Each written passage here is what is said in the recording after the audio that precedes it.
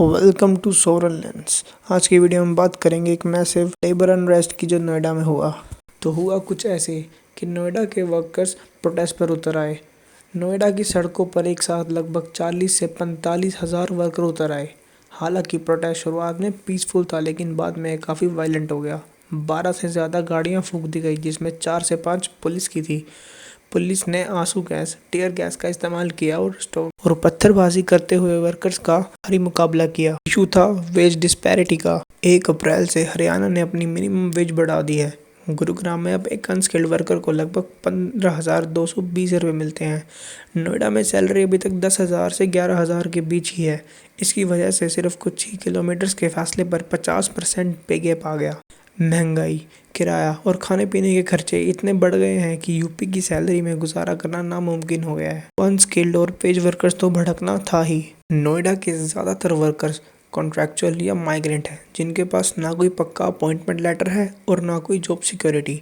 Private companies में कोई मजबूत लेबर यूनियन नहीं है, इसके लिए वर्कर्स की बात सुनने वाला कोई है नहीं। नोएडा की फैक्ट्रीज को चाइना और वियतनाम से कम्पीट करना पड़ता है, इसलिए वो खर्चा कम करने के लिए सैलरी दबा देते हैं और काम करने के घंटे बहुत बढ़ जाते हैं। पूरे अनरेस्ट में मेजर डिमांड रखी गई है। मिनिमम सैलरी को रिवाइज कर बढ़ाकर कम से कम 20,000 की जाए और नोएडा की सैलरी को हरियाणा और गुड़गांव के बराबर किया जाए।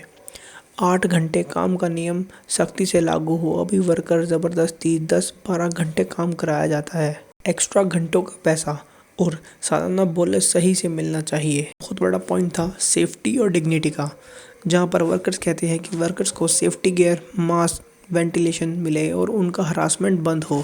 पुराना बचा हुआ पैसा, ड्यूज, एफपीएफ और ग्रेट्युटी का तुरंत भुगतान हो। पूरे कांड के पीछे यूपी के लेबर मिनिस्टर ने एक साजिश बताया है।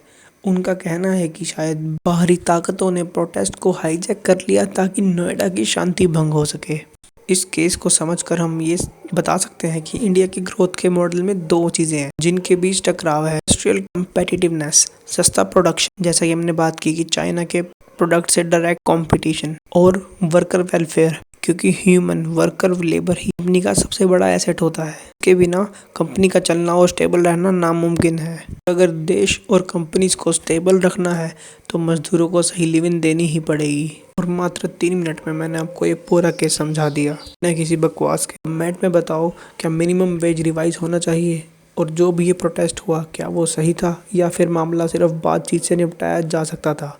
अगर ये वीडियो हेल्पफुल लगा, शेयर करो नोएडा के वर्कर्स के साथ, उन्हें पता होना चाहिए। और अगर ऐसा कंटेंट चाहिए, real news, real breakdown, no बकवास, तो फॉलो करो डी सोवरन लेंस को।